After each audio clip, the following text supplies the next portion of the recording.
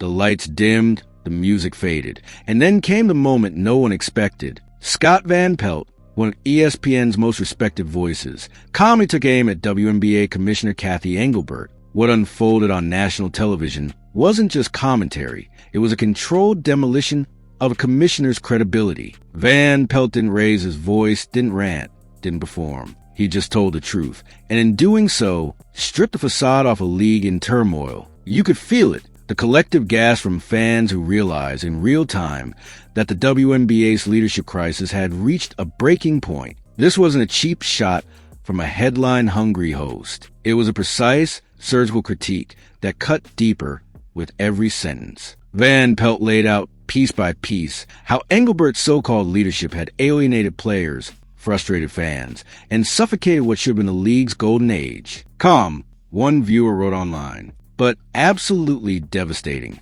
That's what made it so powerful. He didn't scream. He didn't grandstand. He simply dismantled her authority with poise, proving that sometimes the quietest voices hit the hardest. Across social media, fans began sharing the clip. SVP didn't hold back, one user posted. He said, what everyone's been thinking for months. And they were right. Beneath the league's glossy promos and feel-good hashtags, something rotten had been brewing. Player trust was gone. Respect had evaporated. And now, with a single ESPN segment, the truth was out for the world to see. The WNBA's problem wasn't just internal chaos. It was leadership failure at the very top. For months, whispers had circulated about Cathy Engelbert's tone-deaf responses, her cold handling of player relations, and her dismissive public tone. But no one dared call her out on a stage this big. Until now. Van Pelt's calm takedown was like pulling a thread on a fragile sweater, and what happened next would unravel everything the commissioner had tried to control. Because when a respected journalist joins a chorus of angry players, that's no longer criticism. That's a rebellion with receipts. And the rebellion had a name, Nafisa Collier. It was Collier's words that lit the fuse. In her exit interview, she didn't mince words. We have the worst leadership in the world, she said, her tone steady but her meaning razor sharp. It was more than frustration. It was a declaration of war on the WNBA status quo. The moment she said it, you could feel the walls shaking. Her voice echoed across the league, across media, across fan communities, forcing everyone to confront the uncomfortable truth that leadership wasn't just failing, it was collapsing. Collier's comments didn't come from nowhere. They came from years of bottled-up tension, of empty promises and unseen struggles. She spoke not just for herself, but for every player who'd been silenced or sidelined by an organization more focused on optics and honesty. And when she revealed Engelbert's alleged comment that Caitlin Clark should be grateful for the WNBA, fans were stunned. That wasn't just a slip of the tongue. It was a window into a mindset that devalued the very stars who had built the league's momentum. That quote spread like wildfire. Grateful? Fans repeated in disbelief. Did she really say that? Because to anyone paying attention, it was absurd. Caitlin Clark wasn't just another player cashing a WNBA check. She was the reason those checks were getting bigger. Before she ever set foot in a pro arena, she was already a global brand. Her NIL deals, her sold-out college arenas, her record-breaking ratings, all of it screamed one thing. Clark had elevated women's basketball before the league ever did a thing for her. Van Pelt didn't let that hypocrisy slide. On air, he methodically broke it down. The numbers, the records, the undeniable facts. Caitlin Clark is the rising tide lifting the WNBA, he said, not the other way around. His tone was calm, but his words were a dagger. He reminded the world that ESPN's highest ratings follow Clark's games at Iowa, that the All-Star game she participated in drew record viewership, that her arrival had brought corporate sponsors, mainstream headlines, and a new wave of fans. And yet, the commissioner dared to downplay her? It was like watching someone try to rewrite history, and Van Pelt wasn't having it. His segment wasn't just a critique of Engelbert's leadership, it was a public correction. A reminder that disrespecting the player who revitalized your sport isn't just ungrateful, it's self-sabotage. Caitlin Clark didn't owe the WNBA anything. If anything, the WNBA owed her for injecting new life into a league that had struggled for decades to stay relevant. And that's what made Engelbert's alleged words so damning. But Van Pelt wasn't done. he pivoted to another story that exposed Engelbert's character or lack thereof. Elena Delle Donne, one of the most accomplished players in WNBA history,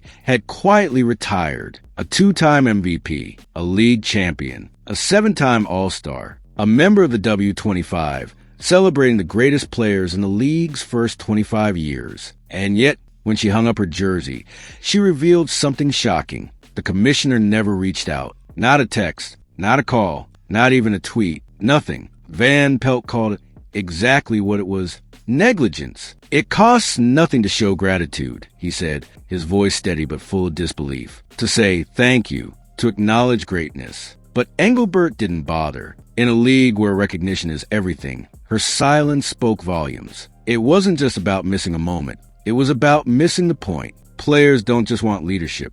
They want humanity. And if the commissioner couldn't even show that, what kind of culture was she building? That clip hit hard. Fans flooded social media with outrage. Elena gave her heart to this league, one wrote, and Cathy couldn't even say goodbye. Others called it embarrassing, heartless, and disgraceful. The damage was done. What should have been a celebration of a legend turned into another example of Engelbert's cold detachment. And Van Pelt made sure viewers understood this wasn't an isolated mistake. It was a pattern of disconnection, of indifference, of leadership without empathy. Every paragraph of Van Pelt's commentary painted the same picture: a commissioner completely out of touch with her players. And the silence from the WNBA office made it worse. Engelbert's only response was a bland statement saying she was disheartened and that her perspectives differ. Van Pelt didn't hold back. "This isn't a difference of opinion," he said. "It's a direct call for your job." The bluntness of that line left viewers stunned. It was the kind of truth no one in the league office wanted to hear, but everyone needed to. As the story spread, the cracks in the WNBA's image widened. Collier's comments had opened the door, and now players were walking through it one by one. Lexie backed her up. Sophie Cunningham took it further, calling Engelbert the most delusional leader our league has seen. Even coaches began to weigh in. Gino Orima, a Hall of Famer rarely known for agreeing with anyone, said the league's obsession with physicality was ruining the game. It wasn't just one voice anymore. It was a chorus, and not a single note was in defense of the commissioner. The silence from Engelbert's allies spoke volumes. No players defended her. No coaches stepped forward. Not even a low-level PR intern tweeted support. The optics were disastrous. Instead of solidarity, there was mutiny. Instead of unity, there was outrage. The entire ecosystem of the WNBA, from rookies to legends, from fans to analysts, was turning against its own commissioner. And as the finals approached, this wasn't just bad timing, it was catastrophic. Behind the scenes, league insiders whisper about the real fear: the CBA. The collective bargaining agreement was set to expire, and players were ready to fight back. Years of being underpaid, overworked, and underappreciated had built up to this moment. And now, fueled by Collier's courage and Clark's cultural power, the players had leverage. For the first time in decades, they weren't afraid to use it. Van Pelt understood that. "This isn't just noise," he said. "This is a warning shot before a revolution." The word revolution wasn't an exaggeration. The players weren't just asking for better pay. They were demanding respect. The days of staying quiet for the sake of the brand were over. Caitlin Clark wasn't just a rookie. She was an economy. Her game sold out arenas, boosted TV deals, and attracted sponsors that had ignored the WNBA for years. The league's financial future now rested on her shoulders. And if Engelbert couldn't recognize that, she wasn't just failing. She was sabotaging the league's most valuable asset. Van Pelt highlighted the absurdity of Engelbert's alleged remarks by revisiting Clark's college era. "She was a superstar before she ever signed contract," he said. And he was right. Iowa's games broke records. Networks fought for broadcasting rights. Her NIL income dwarfed veteran salaries. The WNBA didn't build Caitlin Clark. Caitlin Clark revived the WNBA. Yet the commissioner had the audacity to imply that Clark should be thankful? Fans couldn't believe it. Analysts couldn't explain it. And players couldn't forgive it. Even more shocking was the unity forming among players. Normally, in moment of controversy, someone breaks rank, a coach issues a defense, a player stays neutral. But this time, nothing. Every major voice in the WNBA agreed. Engelbert had lost control. Unanimity, Van Pelt said, pausing for effect. That's rare, and it's damning. The statement landed like a punch. Because when every corner of your organization, from locker rooms to press conferences, is calling for change, it's no longer a rumor. It's a revolt. The officiating controversies added fuel to the fire. Players fined for speaking out. Coaches punished for truth-telling. Games marred by inconsistent calls. It was all connected. Van Pelt tied it together effortlessly, showing how the chaos on the court mirrored the chaos at the top. When a response to criticism is punishment, he said, you don't fix the problem. You prove it exists. The crowd of viewers watching online didn't just nod. They shared. They commented. They made it viral. And the timing couldn't have been worse. The finals were approaching, the moment the league should have been celebrating progress. Instead, the headlines were brutal.